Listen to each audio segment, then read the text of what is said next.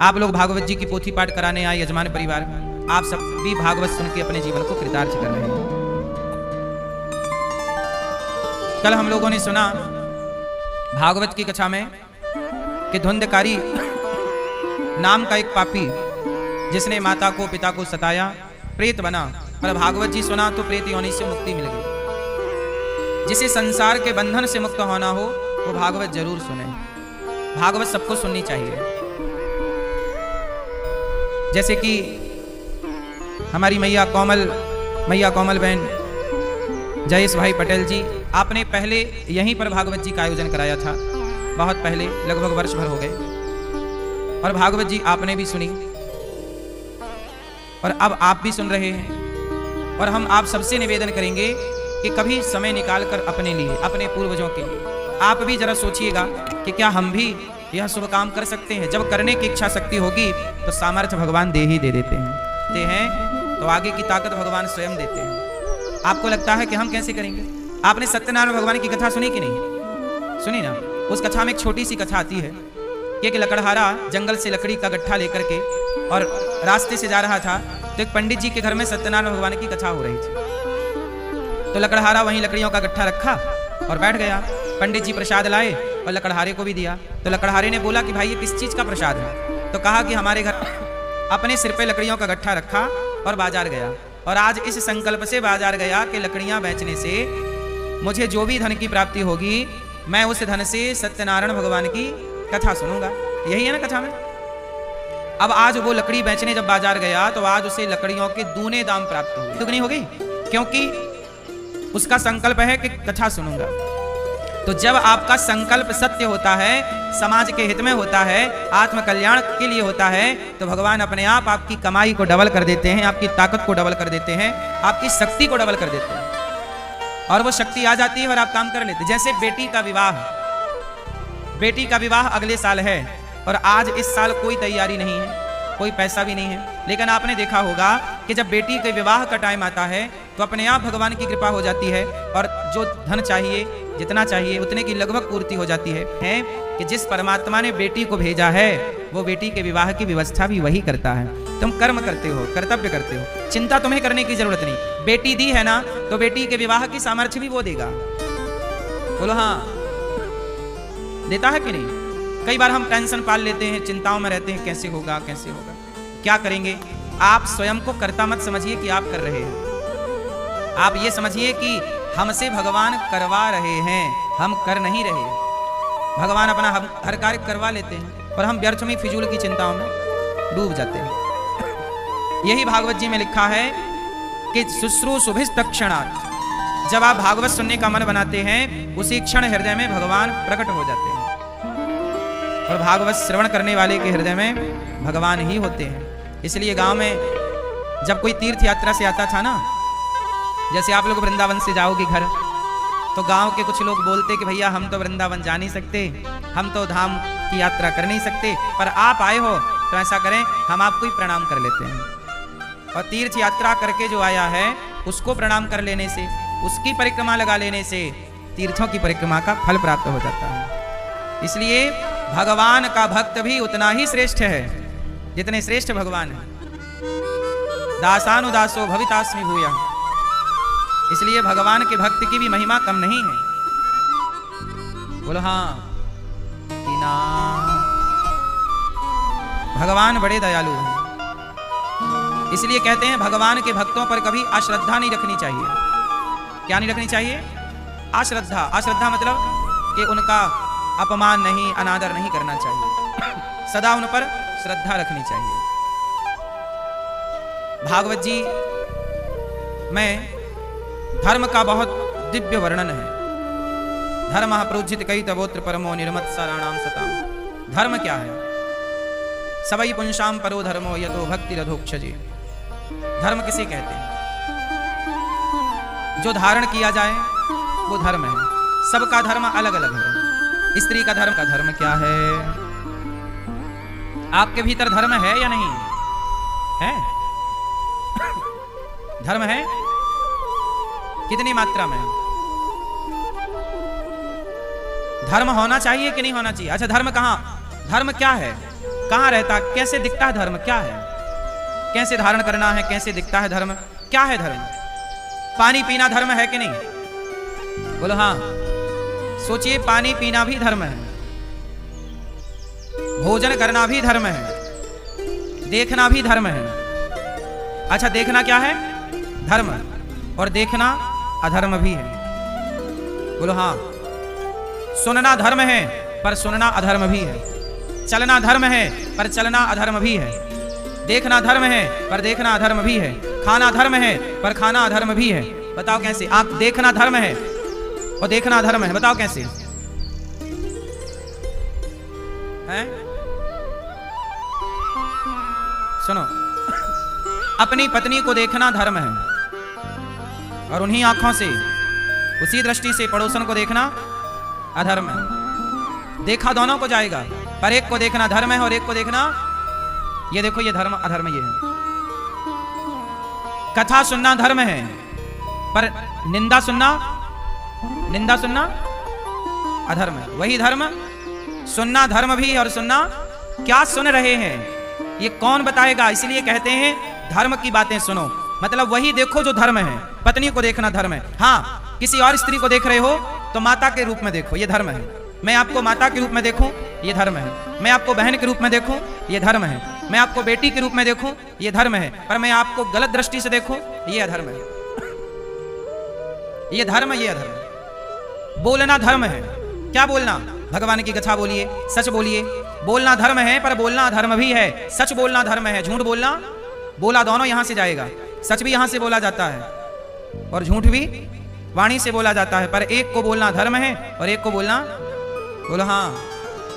पांव से चलना धर्म है और पांव से चलना धर्म है। कैसे? मंदिर जा रहे हैं पांव से चलकर, किसी की सेवा करने जा रहे हैं पांव से चलकर, माँ बाप की सेवा के लिए कदम बढ़ा रहे हैं, ये धर्म है। और आप इन्हीं पांव से चलकर किसी बादशाह के पास जा रहे हैं, शराब की दुकान में जा रहे हैं, मांस खरीदने जा रहे हैं, तो चल रहे हैं पांव से, लेकिन आप पांव से चल करके अधर्म खरीदने जा रहे हैं। बकरा खरीदोगे, क्या है? धर्म खरीद रहे हो, क्या धर्म?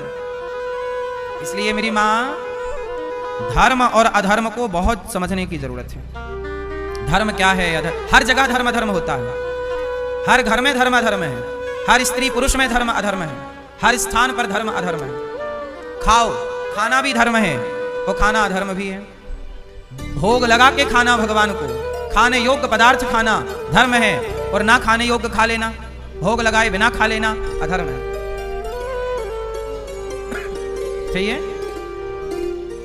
यही धर्म अधर्म का विचार आज के लड़का लड़की नहीं कर पाते, आज के लोग नहीं कर पाते, आज के गृहस्थ नहीं कर पाते, और वो सारे काम कर लेते हैं जो नहीं करने चाहिए।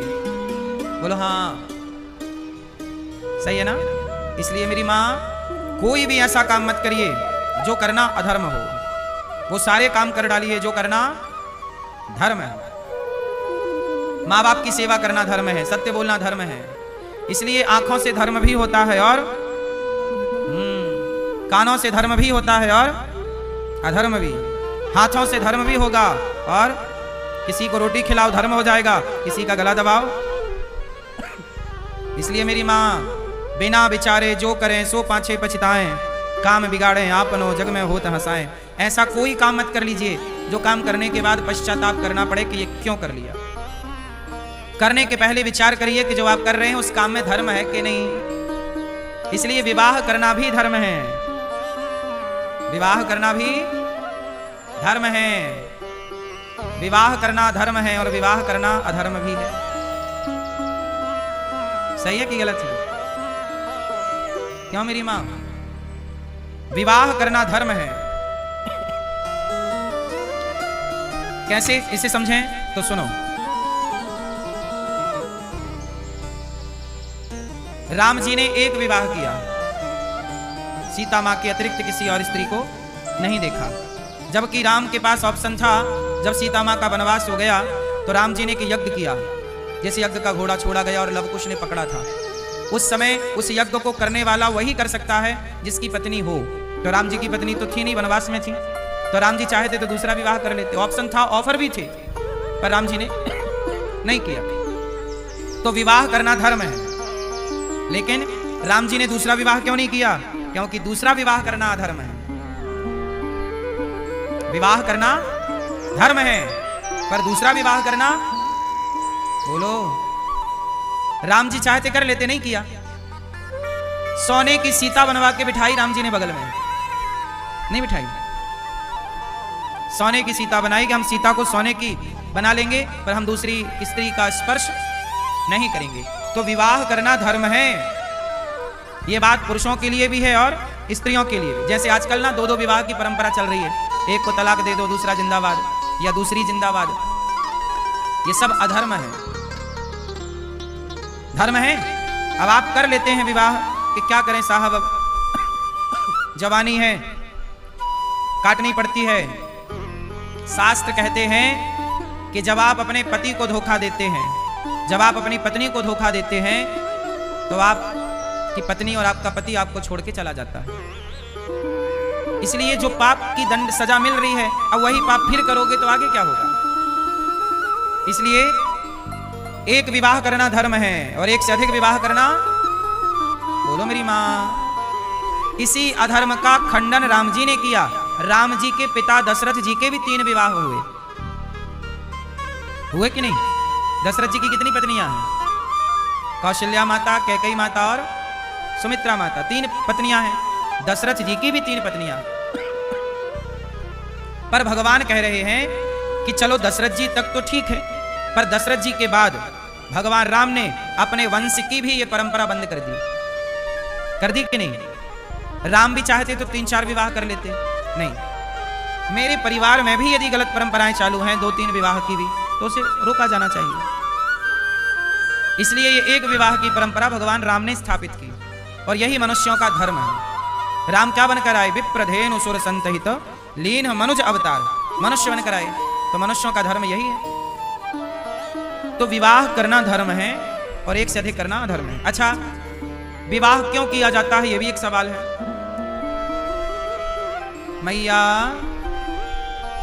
सुन रही हो मेरी माँ? मैया, ओ पीली मैया, ये सो गई कुर्सी वाली मैया, जागो मेरी माँ। नींद आ रही है? नहीं? मैया सुनो, विवाह क्यों करना चाहिए? क्यों विवाह क्यों किया जाता है? आपने विवाह किया? हाँ, क्यों किया? भैया आपने विवाह किया? क्यों किया? क्यों करते हैं लोग विवाह? हमें समझाओ। हैं? क्यों करना चाहिए विवाह? क्यों करते हैं लोग विवाह? बहुत लोग धरती पे ऐसे हैं जो विवाह नहीं करते। आज भी दुनिया में ऐसी परंपराएं भी हैं जहां बिना विवाह के लोग साथ में रहते हैं।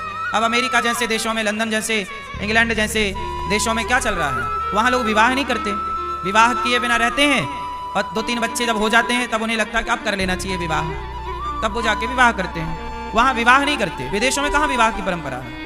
क्यों, ये बात सही है कि गलत है?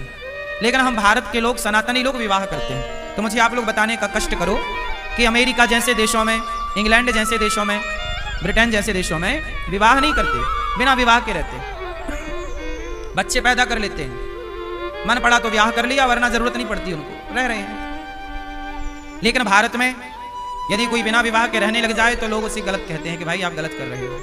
तो मुझे आप लोग ये समझाने की कृपा करें कि जब दुनिया के लोग बिना विवाह के साथ में रहते हैं, तो भारत में, सनातन संस्कृति में विवाह करने की क्या जरूरत है?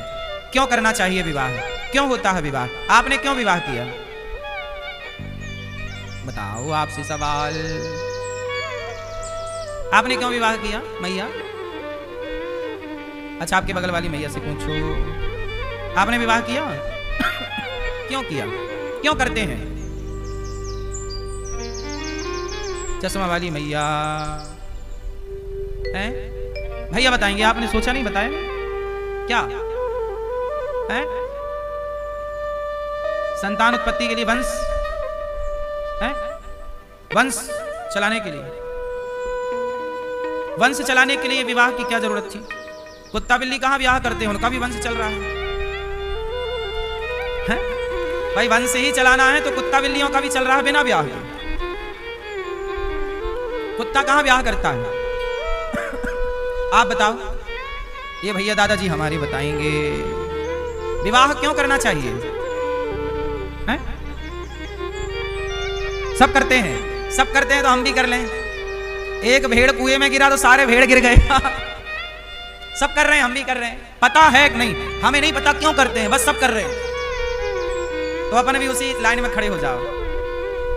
बात ठीक है, आपकी गलती बिल्कुल नहीं है। आप बताओ, ये पीछे मूंछों वाले भैया, आपने किया विवाह के नहीं? क्यों क्यों किया, अर्थात क्या क्यों करना चाहिए? विवाह का मूल मकसद क्या, उद्देश्य, हम बात कर रहे हैं उद्देश्य की।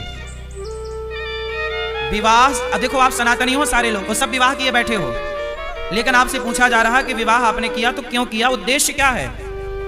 तो आपको उद्देश्य नहीं पता। हम बता दें, सुनो, विवाह इसलिए किया जाता है क्योंकि हम सनातनी लोग बिना विवाह के हमें यज्ञ करने का अधिकार नहीं होता। हमें यज्ञ करने का अधिकार नहीं है। बिना यज्ञ के ईश्वर की आराधना कैसे होगी? तो ईश्वर की आराधना के लिए हमारी पत्नी और हमारा पति सहयोगी है। हमें यज्ञ में बैठने का अधिकार कब मिलेगा? जब हमारी पत्नी, अकेले स्त्री को यज्ञ में बैठने का अधिकार नहीं है और अकेले पुरुष को यज्ञ में बैठने का अधिकार नहीं है।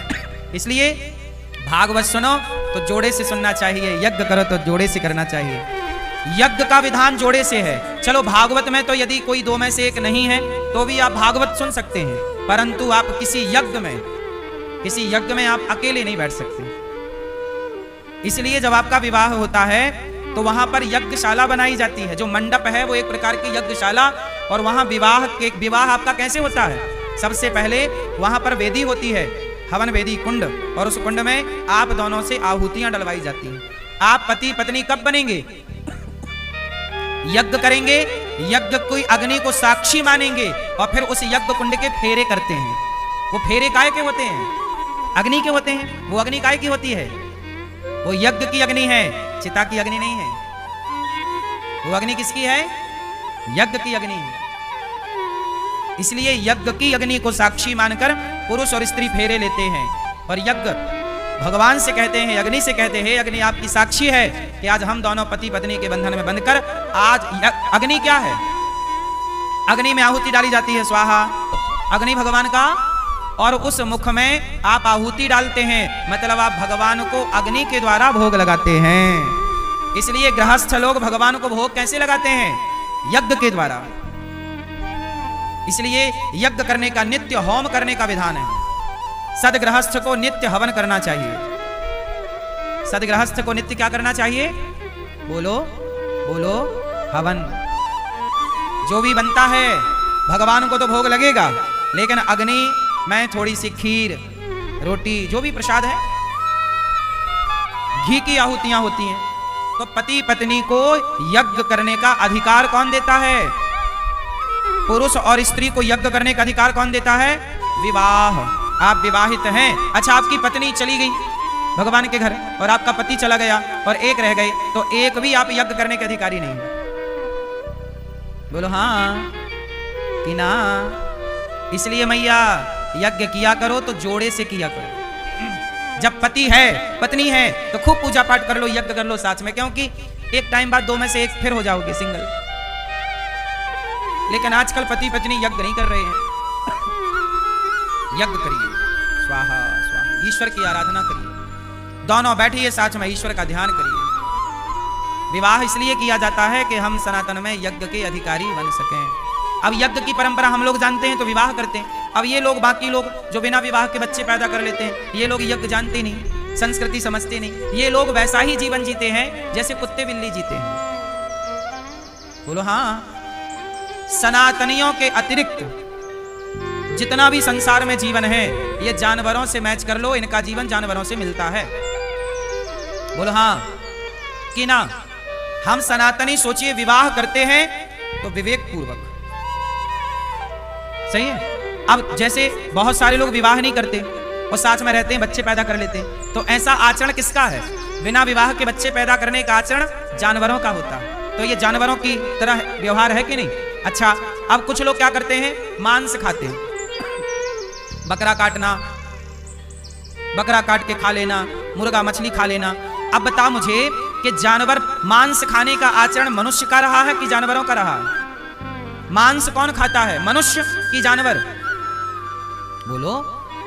फिर मांस मनुष्य के लिए बना ही नहीं, मांस बना ही जानवर के लिए है। शेर मांस खाता है, खाता है?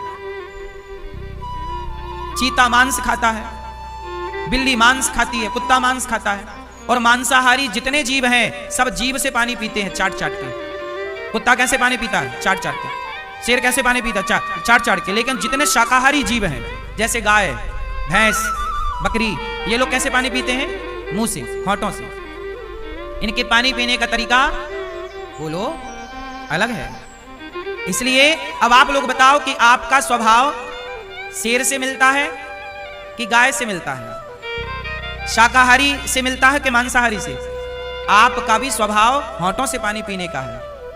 आपके सामने बाल्टी रख दी जाए और दोनों हाथ बांध दिए जाएं, कहा जाए पानी पियो, तो आप भी वैसे ही पानी पियोगे जैसे गाय पानी पीती है। बोलो हाँ।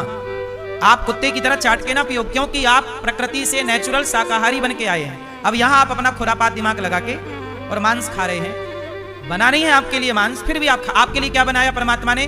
कंदमूल, फल। क्या बनाए? फल बनाए। ये ईश्वर ने आपके लिए बनाए। इसलिए अपने को पहचानो कि आप यज्ञ का सामान है। हमारी पत्नी, पति केवल भोग विलास के लिए विवाह नहीं होता, बल्कि ईश्वर की आराधना में यज्ञ उपयोगी है, इसलिए यज्ञ के लिए विवाह होता। तो मूल उद्देश्य। अब रहे बच्चों की बात, तो विवाह के बाद तो बच्चे होंगे ही, वंश की वृद्धि तो होगी ही, पर वंश की वृद्धि मूल उद्देश्य नहीं है। ईश्वर को पाना मूल उद्देश्य है। वंश की वृद्धि तो हो ही जाएगी। बात समझ में आई कि नहीं? तो अब बताओ, विवाह करना जरूरी है कि नहीं? इसलिए विवाह करके ही किसी स्त्री का स्पर्श करिए, विवाह करके ही किसी पुरुष का स्पर्श करिए। विवाह के पहले होने वाली पत्नी और होने वाले पति का भी स्पर्श वर्जित है शास्त्रों में, लेकिन आजकल इन मर्यादाओं का पालन कोई कर नहीं रहा है। आजकल शादी के पहले ही लड़का लड़की चले जाते हैं घूमने, फोटो वोटो खिंचा के आते हैं, फिर वही फोटो वोटो बाराती सब देखते हैं, द्वार पे लग जाती हैं। हाँ या ना? ये परंपरा सनातनी परंपरा नहीं है कि आप पहले ही एक दूसरे के कंधे में हाथ डाल के घुमाएं और फिर आप आए। ये मर्यादा नहीं है, पर संसार में चल रहा है तो क्या करोगे? इसलिए जो चल रहा है तो चलने के चक्कर में ये नहीं कि जो चल रहा तो हम भी चलाएं, नहीं। आप मर्यादा में रहिए, आप अपने बच्चों को मर्यादा सिखाइए। सारी जिंदगी साथ में रहना है, और पति पत्नी गले में हाथ डाल के चले, इसमें कोई आपत्ति नहीं है, लेकिन आप दोनों के प्रेम को दुनिया को मत दिखाइएगा। क्यों? आप अपने पति से कितना प्रेम करते हैं ये दुनिया को बता के क्या पाओगे? भाई कुछ चीजें गुप्त की हैं। पति पत्नी का प्रेम समाज में उजागर करने की बात नहीं है। पति पत्नी का प्रेम गुप्त होता है, इसे जितना गुप्त रखेंगे उतना बढ़िया है। समाज को बताओ कि जी हमारा पति तो हमारे साथ ऐसे ऐसे घूमता है, ऐसे कंधे में हाथ डालता है, फोटो खिंचा के दुनिया को दिखाओ। नहीं, ये अमर्यादित है। आपका प्रेम केवल आप जाने, मेरे मन की बातें या मैं जानूं या वो जाने। भोजन भजन और नारी, ये सब पर्दे के अधिकारी। कुछ चीजें पर्दे के अंदर अच्छी लगती हैं, कुछ चीजें पर्दे के बाहर अच्छी लगती हैं। इसलिए धर्म यही है क्या देखें क्या ना देखें, क्या करें क्या ना करें। तो विवाह करना धर्म भी है, और अधिक विवाह करना। हाँ, भगवान कितने हैं, शास्त्र बहुत हैं, शास्त्रों का सार है भगवान का चिंतन, भगवान का नाम, भगवान की सेवा। अच्छा ये बताओ, भगवान साकार है कि निराकार? मैया ईश्वर कैसे हैं? कितने भगवान होते हैं? जोर से, कितने भगवान है मेरी मां? एक। भैया कितने भगवान होते हैं? एक। नाम क्या है एक का? क्या नाम है उनका? हम क्या नाम दें उनको, आप बताओ। जो एक भगवान है क्या नाम है उनका?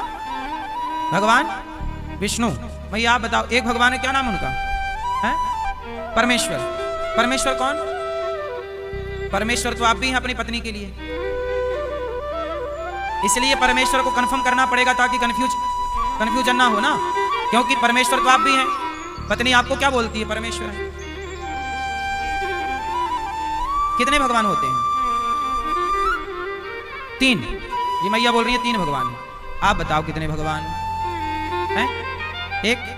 आप बताओ एक का नाम। सब चुप रहो, पूछने दो। मैया, नए बच्चे हैं उनको तो बताना पड़ेगा। तुम्हें पता है तो भगवान का नाम नहीं जानती हो मेरी माँ हैं? श्रीमन नारायण, आप बताओ कितने भगवान होते हैं? एक। क्या नाम है? हैं? आप चलो सुनो, भगवान कितने होते हैं? कितने भगवान है बेटा?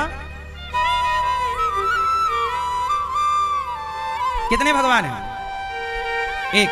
एको ब्रह्म द्वितीयो नास्ति, ईश्वर एक है, भगवान एक है। उनका नाम है भगवान श्रीमन नारायण। नारायण, वह नारायण ही जब प्रहलाद जी पर संकट आया तो नारायण प्रहलाद जी को बचाने के लिए क्या बन के आए? खंबे से। कौन सा अवतार लिया खंबा तोड़ के? नरसिंह अवतार। हो जाने दो, फिर नेक्स्ट आप बन जाना। तो राजा बलि बोले नहीं मुझे अभी बनना। तो वो 100वां यज्ञ कर रहे थे, तो 100वें यज्ञ को रोकने के लिए भगवान क्या बने? वामन। तो हमारे भगवान नारायण क्या बन गए? वामन। कभी नरसिंह बन गए, कभी वामन बन गए, कभी त्रेता में राम बन गए, कभी द्वापर में कृष्ण बन गए, कलयुग के आखिरी में कल्कि बनेंगे। तो एक बाढ़ ही असुर अधम अभिमानी, तब तब धरी प्रभु विविध शरीरा। जहां जिस अवतार की जरूरत पड़ती है भगवान वहां पर वो अवतार धारण कर लेते हैं। तो भगवान कितने हुए? एक हुए, पर भगवान के अवतार हुए 24 हैं तो अनंत, पर मुख्य 24 अवतार हैं। कितने अवतार हैं भगवान के? 24 आवर रक्षा करते हैं भगवान अपनी 24 अवतार से। इसलिए भगवान रक्षक हैं। तुम रक्षक काहू को डरना, तुम रक्षक काहू को डरना। तो भगवान सबके करोड़। और भगवान कितने हैं? एक। देवता कौन? जैसे वरुण देवता, ये देवता है। पीपल देवता, समुद्र देवता, इंद्र देवताओं के राजा, अग्नि देवता, ये सब देवता हैं। व्यवस्थापक, ये देवता हैं। देवता हैं 33 करोड़। व्यवस्था कौन बनाएगा मैया? प्रधानमंत्री एक है, पर मंत्री बहुत सारे हैं। उद्योग मंत्री, खाद्य मंत्री, जल मंत्री, फलाना मंत्री। व्यवस्था बनाएंगे मंत्री, पर व्यवस्थाओं पर मूल शासन होगा प्रधानमंत्री का। तो मूल रूप से भगवान है, पर भगवान के नीचे जो काम करने वाले लोग हैं उन्हें देवता कहते हैं। बोलो हाँ। तो देवता कितने हैं? 33। बोलो 33 करोड़ देवता। और भगवान कितने हैं? एक भगवान। मैया में उंगली कितनी है? कितनी उंगली? तो ये 5 उंगली एक ही हाथ में तो है कि अलग हाथ में है? अब नीचे करो हाथ। अब हम आपको समझाते। ईश्वर कितने हैं? एक, हाथ की तरह। पर ईश्वर एक है, पर हाथ में उंगली है व्यवस्था के लिए। यदि उंगली ना हो तो सोचिए हाथ का कोई अस्तित्व रहेगा? बोलो, क्या हाथ का कोई मतलब रहेगा बिना उंगलियों के? नहीं। उसी तरह ईश्वर एक है, पर एक ईश्वर को 5 रूपों में जाना जाता है, जिन्हें पंचदेव उपासना कहते हैं। सनातन में आप कितने लोगों की पूजा कर सकते हैं? ये आदेश सनातन में शास्त्र दे रहे हैं। आप 5 लोगों को प्रणाम कर सकते हैं, 5 लोगों को की पूजा कर सकते हैं, 5 को आप भगवान कह सकते हैं, क्योंकि ये 5, ये अंगूठा भी हमारा एक से जुड़ा है। बोलो हाँ। क्या इस हाथ से ये अंगूठा अलग है? क्या इस हाथ से ये उंगली अलग है? क्या इस हाथ? यदि सनातन एक है तो मंदिर अलग अलग क्यों है? मैया बैठ जाओ ना मेरी माँ, बहुत ध्यान से सुन लो। क्यों? भगवान एक हैं। कितने भगवान हैं?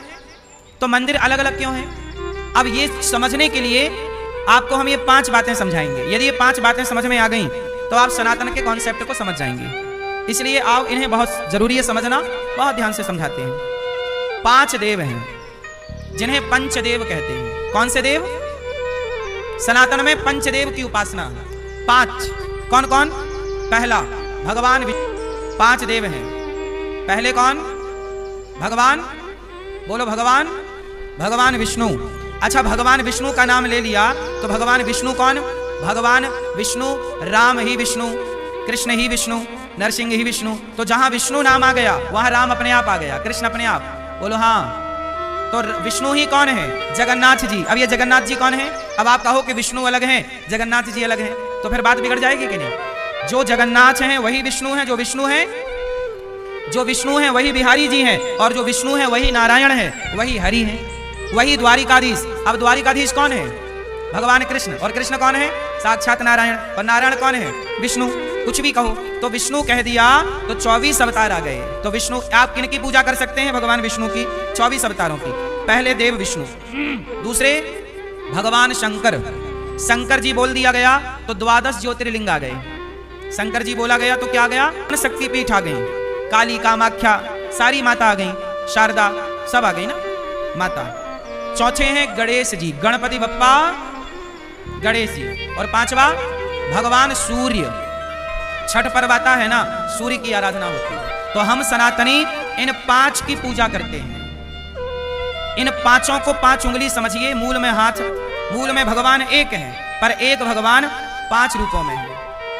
इसलिए हमारे यहाँ दुर्गा जी की भी पूजा होती है, गणेश जी की भी होती है। अब आप कहो कि हम गणेश जी की, हम दुर्गा की पूजा तो करेंगे पर गणेश जी की नहीं करेंगे।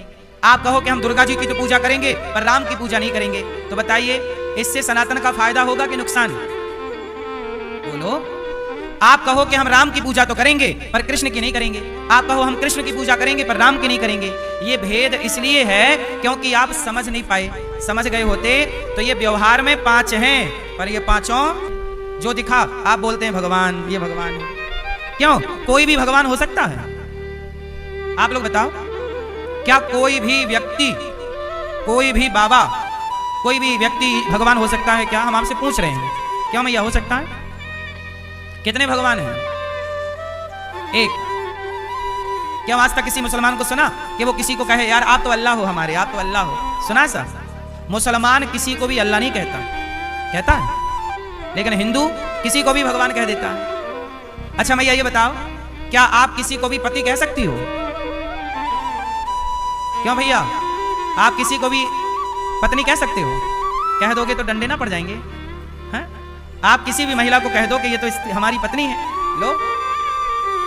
जैसे कोई भी स्त्री आपकी पत्नी नहीं हो सकती, कोई भी पुरुष आपका पति नहीं हो, जैसे आपका पति ही आपका है, दूसरा पुरुष आपका। सोने का भाव अलग है और लोहे का भाव, अब दोनों धातु है, चांदी भी धातु है, लोहा सोना भी धातु है, क्या दोनों के भाव एक हो सकते हैं? बोलो मेरी माँ। जैसे धातु अलग अलग हैं और हर धातु की उपयोगिता और हर धातु की कीमत, मूल्य अलग अलग है, उसी तरह भगवान का मूल्य अलग है। भगवान के मूल्य का इस धरती पर कोई नहीं हो सकता। अब आप किसी को भी भगवान कह देते हैं। बॉलीवुड नए भगवान लॉन्च कर रही है। भारत है ना सनातन, सनातनों का ह्रास क्यों हुआ? मुसलमानों के वामन देश है 52 कंट्री, हिंदुओं का एक भी हिंदू राष्ट्र नहीं है। क्यों? क्योंकि हम ना अपने भगवान के प्रति सजग नहीं है। मुसलमान अपने अल्लाह को लेके बड़ा सजग है, उसके अल्लाह को कोई कुछ बोल नहीं सकता। यहाँ तो हिंदुओं के भगवान को लोग गाली दे के चले जाते हैं, अपमान करके चले जाते हैं। रामायण और गीता को जलाने की लोग बात करते हैं, क्या कोई मुसलमान कुरान को जलाने की बात कर सकता है? लेकिन हमारे यहाँ हिंदू नेता रामचरितमानस को जलाते हैं। बोलो हाँ। इसलिए हिंदुओं का भविष्य बहुत उज्जवल नजर नहीं आ रहा है। मुसलमानों का भविष्य उज्जवल नजर इसलिए आ रहा है क्योंकि वो अपने अल्लाह पे, अपने कुरान पे बड़ा विश्वास करते हैं। लेकिन हम सनातनी अपनी रामायण पे, अपने भगवान पे उंगलियां खड़ी करते हैं। मुसलमान टोपी लगाता है, उसे शर्म नहीं आती। दुनिया के घंटा चुगली करते हो, निंदा करते हो, शर्म नहीं आई? आप लोग निंदा करते हो ना, ये शर्म की बात है कि नहीं? निंदा करने में शर्म नहीं है, चुगली करने में शर्म नहीं है, झूठ बोलने में शर्म नहीं आई, मांस खाने में शर्म नहीं आई, माँ बाप का अपमान करते हो उसमें शर्म नहीं आई, लेकिन तिलक लगाते हो शर्म आती है।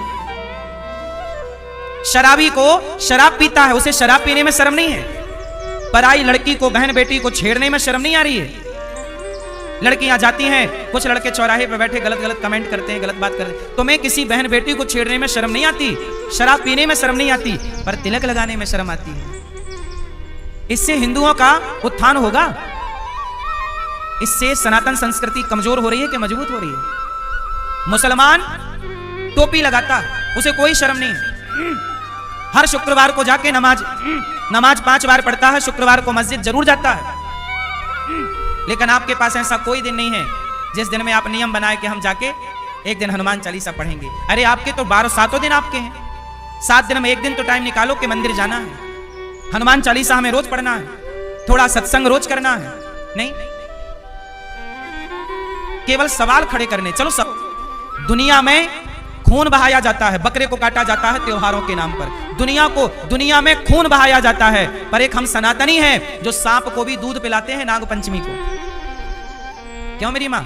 हम सनातनी सांप को दूध पिलाते हैं कि नहीं? हम लोग सांप को भी दूध पिलाते हैं। जो जहर उगलता है उस सांप को भी हम लोग नहीं मारते, उसे भी देवता मानकर पूजते हैं। जिस देश में, जिस सनातन संस्कृति में सांप को पूजा जाता हो, बैल को पूजा जाता हो, नंदी शंकर जी के मंदिर में, शंकर जी बाद में मिलेंगे, पहले नंदी का दर्शन होगा। जिस देश में नंदी को पूजा जाए, सांप को पूजा जाए, गरुड़ जी को पूजा जाए, भगवान के वाहन गरुड़ जी, चूहा को पूजा जाए, गणेश जी रखते हो तो चूहा आता है, चूहे की पूजा होती है। जिस देश में चूहा की पूजा हो, उल्लू माँ लक्ष्मी का वाहन उल्लू, शेर माँ दुर्गा का वाहन, मोर कार्तिकेय जी का वाहन, जिस देश में उल्लू की पूजा हो, सांप की पूजा हो, जिस देश में बैल की पूजा हो, मोर की पूजा हो, जिस देश में तुलसी की पूजा हो, जिस धर्म में पेड़ पौधे वनस्पतियों की पूजा हो, नदियों की पूजा हो, समुद्र की पूजा हो, अरे सनातनी श्रेष्ठ इसलिए है क्योंकि वो सबका आदर करना जानता है, सबकी सब में अपने ईश्वर को देखता है। मुसलमान केवल अपने अल्लाह में अल्लाह को देखता है, लेकिन हम अपनी माता में भी भगवान को देखते हैं, अपने पिता में भी भगवान को देखते हैं, दीन दुखी में भी भगवान को देखते हैं। हम लोग चींटी को आटा डालते हैं। बोलो हाँ, चींटी को क्या डालते हैं? आटा। डाला कि नहीं आप लोगों ने कभी? चींटी को आटा डालना हम लोग जानते सीखे हैं, हमारे पुरखों ने सिखाया है कि बेटा चींटी का भी दिल ना दुखाओ, चींटी को आटा डालो। बोलो हाँ। सोचो सनातन श्रेष्ठ क्यों है? जहां चींटी को भी आटा डालना धर्म हो, चींटी खाए फिर हम खाएंगे, अतिथि खाए फिर हम खाएंगे, ये विचारधारा किसकी है? दुनिया कितने भी दुनिया के लोग देश बना लें, पर सनातन से बड़ा कोई नहीं है। बस ये बात आपके बच्चे जाने कि सनातन श्रेष्ठ है।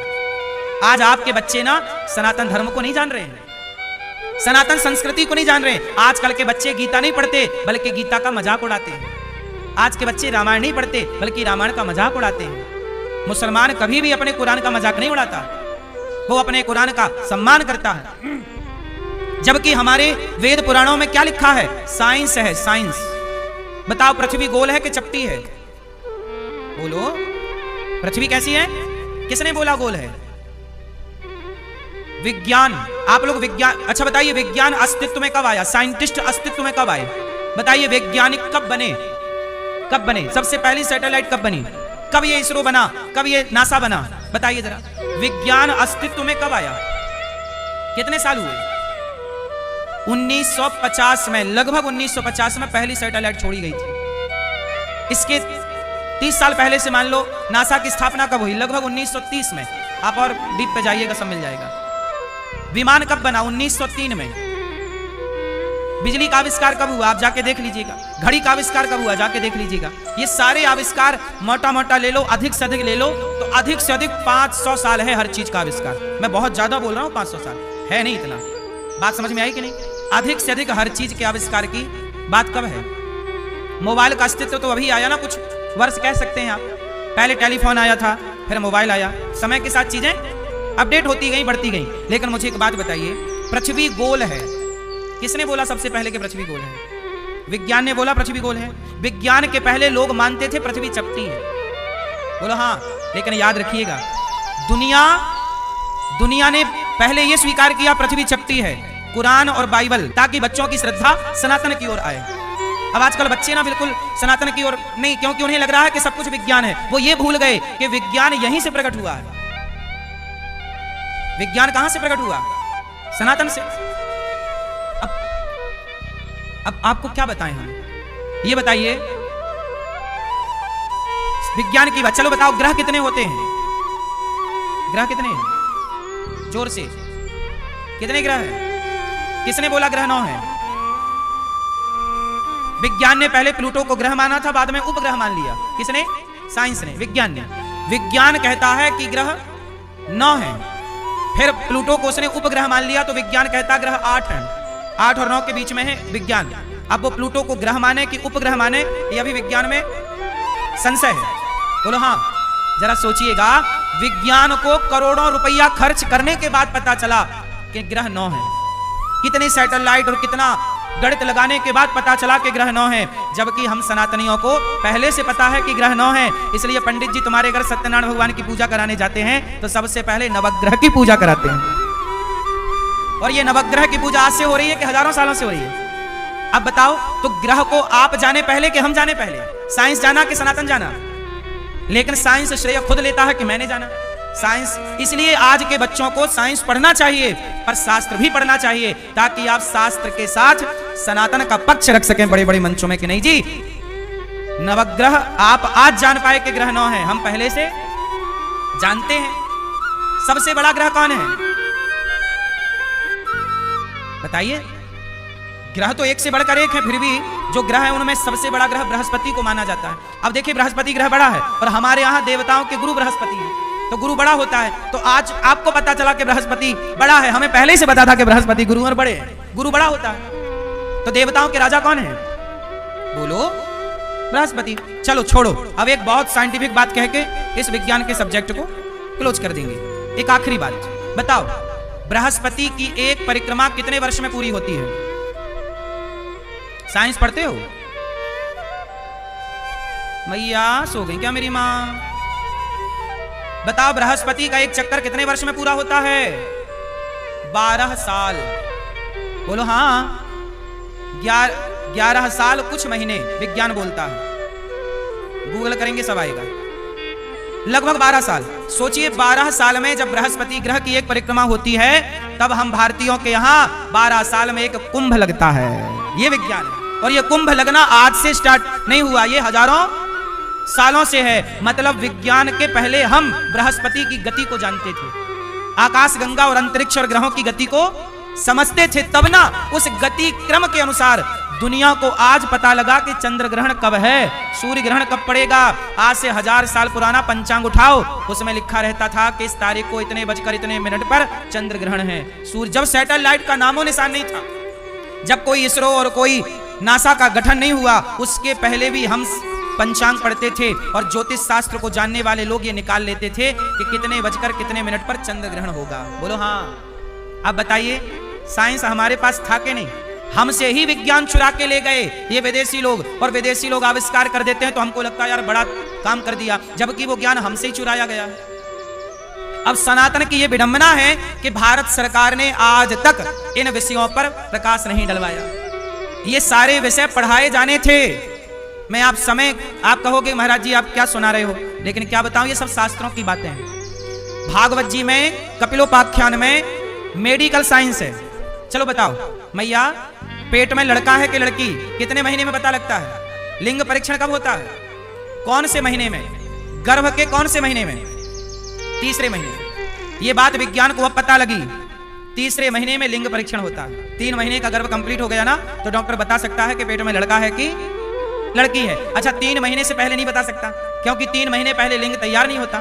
जो पेट में लड़का लड़की उसका भी तो संरचना चलती है ना, पेट में समय से हाथ निकलते हैं, पांव निकलते हैं। तीसरे महीने लिंग परीक्षण होता है। सोचिए, मेडिकल साइंस को अब पता लगा, अब मतलब 50 साल पहले, 100 साल पहले पता लगा। भागवत जी पढ़िएगा, ले जाइएगा पुस्तक, भागवत जी पढ़िएगा। भागवत जी में कपिल जी अपनी माता देवहूति को जब उपदेश करते हैं, तो ये भागवत जी में पूरा बताया कपिल देव जी ने कि जब पिता के द्वारा स्त्री गर्भवती होती है तो पहले दिन में बुदबुदे की तरह होता है। माँ के पेट में कैसे कैसे बच्चा बनता है। 1 महीने में सिर बनता है, दूसरे महीने में हाथ पांव निकलते हैं, और तीसरे महीने लिंग तैयार होता है। ये साइंस हजारों साल पहले बताया जा चुका है, और इसे विज्ञान आज बताती है तो आपको लगता है यार विज्ञान सब जानता है। हमारे शास्त्रों को काश हमने पढ़ा होता तो आज जो आविष्कार दुनिया कर रही है वो आविष्कार भारत कर रहा होता। लेकिन क्या करें, हमने अपने शास्त्रों को पढ़ा नहीं, समझा नहीं, बल्कि हम लोगों ने तो रामचरितमानस को जलाना सीख लिया। हिंदू लोग जलाते हैं, बोले जलाएंगे, पढ़ेंगे नहीं, क्या करेंगे? अब बताइए, इससे बड़ा दुर्भाग्य क्या होगा सनातनियों का।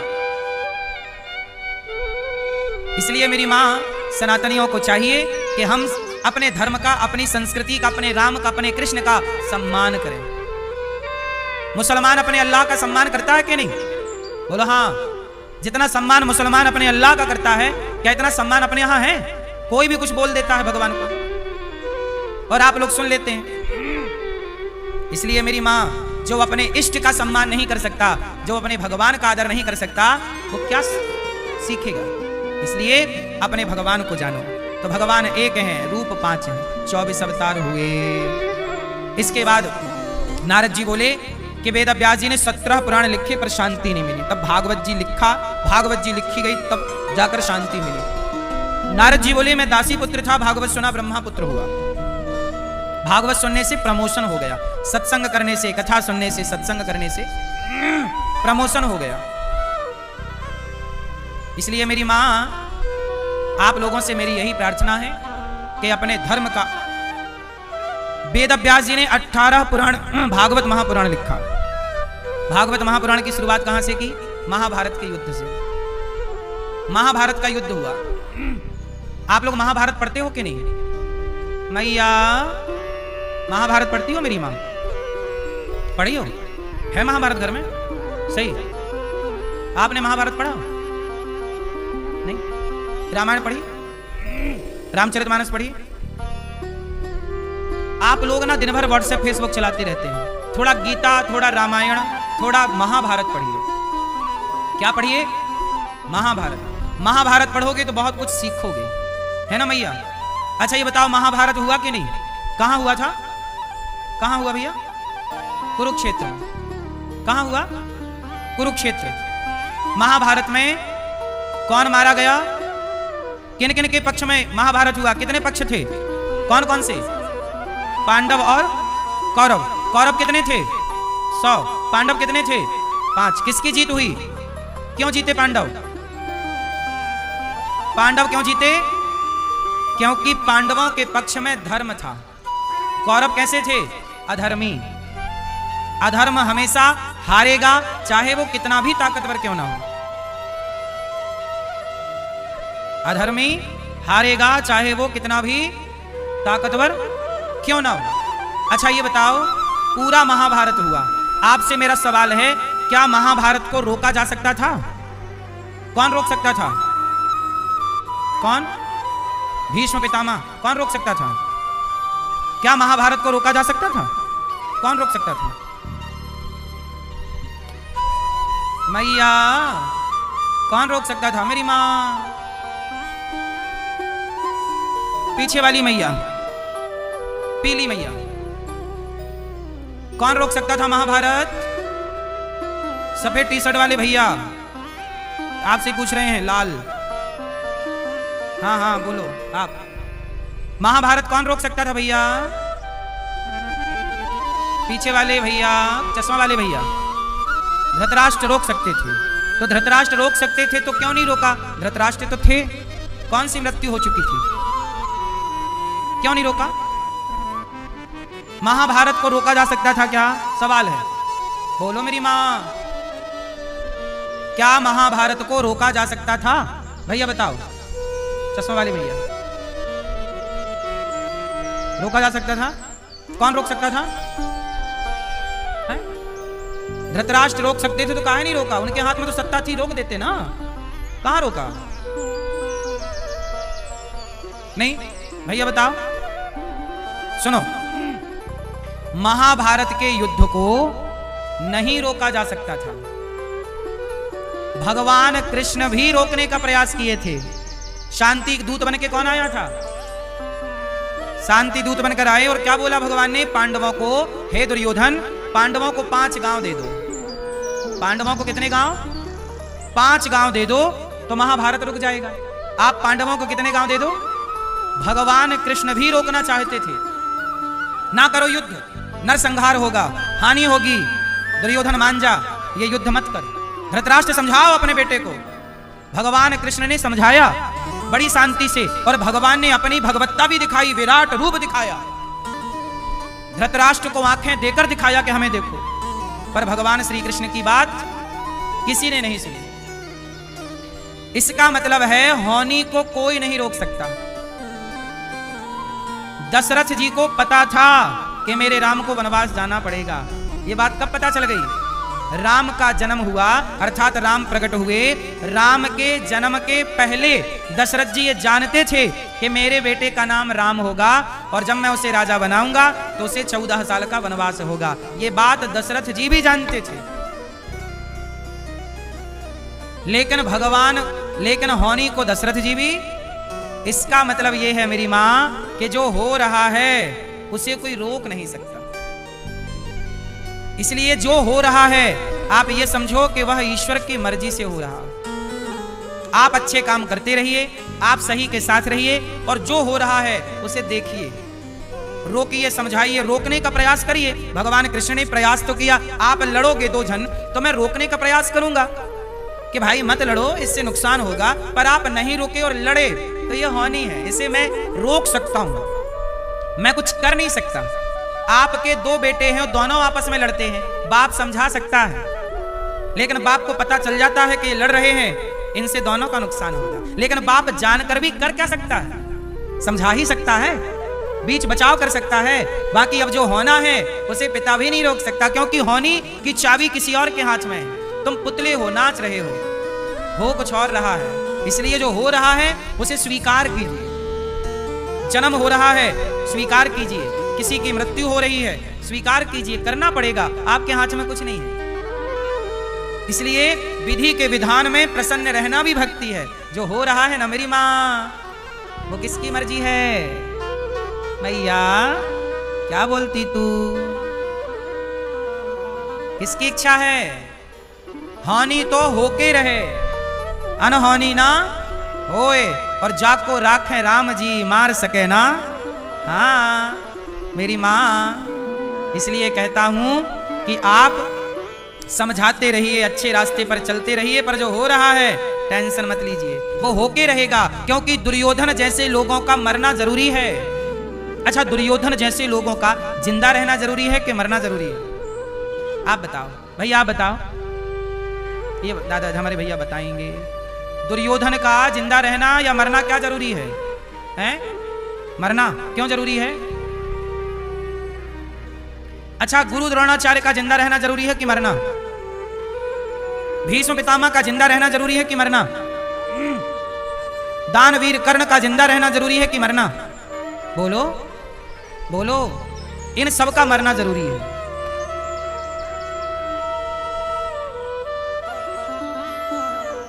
सोचिए, आज के जमाने में महाभारत होता तो भगवान श्री कृष्ण को जेल हो जाती कि नहीं?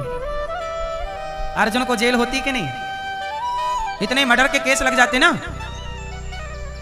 अर्जुन पे मर्डर के क्या लग जाते कि मार दिया, और बहुत सारे लोग दुर्योधन के पक्ष में खड़े हो जाते हैं। इसलिए एक बात बताएं, अधर्म को मिटाना है तो अधर्मी को ही मिटाना पड़ेगा। जब अधर्मी मिट जाएगा तो अधर्म। इसलिए अर्जुन के द्वारा किस किस को मारा गया? सुनो, भीष्म पितामह को मारा गया। बताओ, भीष्म पितामह को मारना सही था कि गलत था? क्यों मारा? पितामह को क्यों मारा गया? जबकि पितामह वो हैं जिन्होंने अर्जुन को गोद में खिलाया है, जिन्होंने अर्जुन को गोद में खिलाया। गुरु द्रोणाचार्य वो हैं जिन्होंने अर्जुन को धनुष पकड़ना सिखाया। उस युद्ध में गुरु द्रोणाचार्य मारे गए, पितामह भीष्म मारे गए। कोई आप बता सकते हैं कि पितामह भीष्म को क्यों मारा गया? क्या गलती थी पितामह की? महाभारत में क्यों मारा गया? ये भैया बताएंगे, सफेद शर्ट वाले। पितामह भीष्म की क्या गलती थी, क्यों मारा गया है? अधर्म का साथ दिया। चलो ठीक है, अधर्म का साथ कैसे दिया? सिद्ध करिए। सुनो, पितामह को केवल इसलिए मारा गया क्योंकि पितामह चुप थे। मैया, पितामह क्या थे? कहां चुप थे? कहां? जहां बोलना चाहिए, यदि आप वहां नहीं बोल रहे हैं तो वो पाप है। पितामह कहां चुप थे? जहां बोलना था। भरी सभा में द्रौपदी के कपड़े उतारे जा रहे थे, द्रौपदी चिल्ला रही थी, पितामह बचाओ। क्या पितामह को खड़े होकर द्रौपदी की रक्षा नहीं करनी थी? पर जब भरी सभा में दुशासन कपड़े उतारता रहा और द्रौपदी चिल्लाती रही और पितामह चुपचाप तमाशा देखते रहे। चुप रहना भी पाप है, चुप रहना। इसलिए मेरी मां, जहां आपके सामने गलत हो रहा हो, अधर्म हो रहा हो, वहां बोलना जरूर चाहिए, क्योंकि चुप रहोगे वो पाप है। चुप रहना क्या है? पाप। पितामह को बाणों की सैया केवल इसलिए मिली, चुप थे। वो जान रहे हैं पितामह कि कौरव गलत है। पितामह को पता है ना। अच्छा बताइए, जो आदमी भरी सभा में एक महिला के कपड़े उतार रहा हो, वो आदमी सही है कि गलत है? गलत है ना। लेकिन उस गलत दुशासन, उस गलत दुर्योधन का साथ पितामह ने दिया कि नहीं? गलत का साथ देने वाला भी गलत है। इसलिए कहता हूं मेरी मां, जो शराब पी रहे हैं, जो गलत कर रहे हैं, ऐसे गलत लोगों के साथ ना रहा करिए, क्योंकि आप गलत का साथ देंगे तो गलत का साथ देने से आप भी गलत हो जाएंगे। शराबी का संग करोगे, आप भी शराब पीने लग जाओगे। जुआड़ी का संग करोगे, आप भी जुआ खेलने लग जाओगे। आप गंजेड़ी का संग करोगे, आप भी गांजा पीने लग जाओगे। और आप किसी भक्त का संग करो, आप भी भक्त बन जाओगे। इसलिए संगत से गुण आते हैं, संगत से गुण जाएं। संगत आपको गुणवान भी बना सकती है और संगत आपको नीचे गिरा सकती है। कैकेयी माता ने किसकी संगत कर ली? बोलो, किसकी? मंथरा। कैकेयी माता के पास मंथरा आई। मंथरा बोली, कैकेयी राम राजा बन जाएगा और जिस दिन राम राजा बनेगा तेरे बेटे भरत को मरवा देगा। कौन बोल रहा है? कैकेयी, वो मंथरा बोल रही है। किससे? कैकेयी क्या बोल रही है? कि राम राजा बन के तेरे बेटे भरत को मरवा देगा, तेरे भरत से झाड़ू लगवाएगा, कुछ ना होगा, राम राजा बन जाएगा, कौशल्या महारानी हो जाएगी और तू झाड़ू लगाएगी। और ये सब ऐसे भड़काया मंथरा ने कि कैकेयी मंथरा की बातों में। अच्छा, पहले कैकेयी ने विरोध किया, ए मंथरा क्या बकबक कर रही है? राम तो योग्य है, बड़ा बेटा है, राजा वही बनेगा, धर्मवान है, नीतिवान है, और राम मेरे से बहुत प्यार करता है। राम कौशल्या के पास नहीं रहता, राम कैकेयी के पास रहता है। सच बताएं, राम को ज्यादा प्रेम कैकेयी करती थी और राम भी कैकेयी माँ को ज्यादा प्रेम करते थे। राम जी कौशल्या माँ का दूध कम पिए हैं, राम जी कैकेयी माँ का दूध ज्यादा पिए हैं। राम कौशल्या माँ के साथ नहीं सोते, राम कैकेयी माता के साथ सोते हैं। बोलो हाँ। राम को कैकेयी माँ ज्यादा लाड़ लड़ाती है, भरत से ज्यादा प्यार कैकेयी राम को करती हैं। लेकिन राम और कैकेयी का जो अटूट प्रेम था, उस अटूट प्रेम में भी देखिए जहर घोल दिया ना मंथरा ने। इसलिए कहते हैं कि संगत से गुण आते हैं, संगत से गुण जाए। गलत लोगों की संगति करोगे तो आप गलत हो जाओगे और सही लोगों की संगति करोगे तो आप बोलो। इसलिए संगत सही कीजिए मेरी मां, संगत गलत ना कीजिए। मंथराओं से बचिएगा। ये मंथराएं तो राम और कैकेयी के बीच में फूट डाल सकती है, तो आज भक्त और भगवान के बीच में कोई फूट डाल दे, कोई नास्तिक, ऐसी कौन सी आश्चर्य की बात। आज बहुत सारे लोग भगवान को गालियां देते हैं, क्यों? क्योंकि कोई मंथरा जैसा आता है या आती है और वो भक्त और भगवान के बीच में जहर घोल के। आजकल तो आपको जरा भड़काने की जरूरत है, लोग भड़क के अपने भगवान को भी उल्टी सीधी बातें कहने लग जाते हैं। अभी कुछ दिन पहले नहीं सुना आप लोगों ने, टीवी चैनल पर बैठ के कुछ न्यूज चैनलों ने संतों के खिलाफ भड़काया, तो जनता ने संतों को गालियां देना स्टार्ट कर दिया। नहीं, ये न्यूज चैनलों का, कुछ न्यूज चैनलों का काम क्या है? संतों के खिलाफ भड़काना। बोलो हाँ।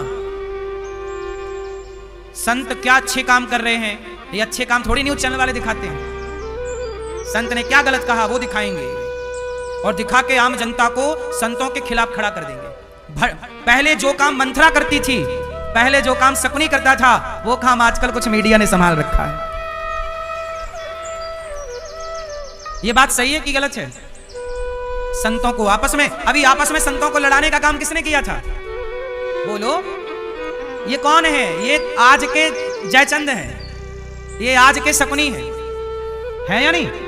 आप लोग समझ नहीं पाते। अभी देखो, एक न्यूज चैनल के एक एंकर ने एक संत जी से सवाल किया, दूसरे संत के खिलाफ बात कहवा दी और संतों में आपस में क्या हो गई?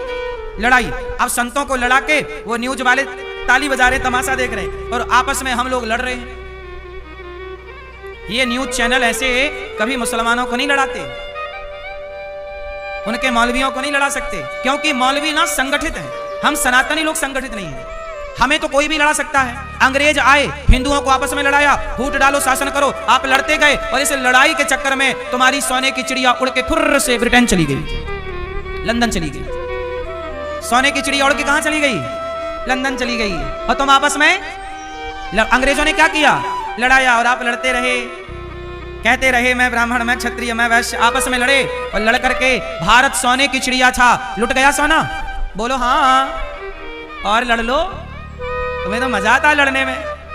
और कुछ पत्रकार कुछ न्यूज चैनल लड़ाते हैं और आज भी लड़ रहे। वही हाल आज भी तुम सुधरे नहीं हो। वो तो अच्छा अंग्रेज भाग गए, अभी भी अंग्रेज आ जाए तो तुम आज भी लड़ने को तैयार हो। आज भी तुम लड़ ही रहे हो।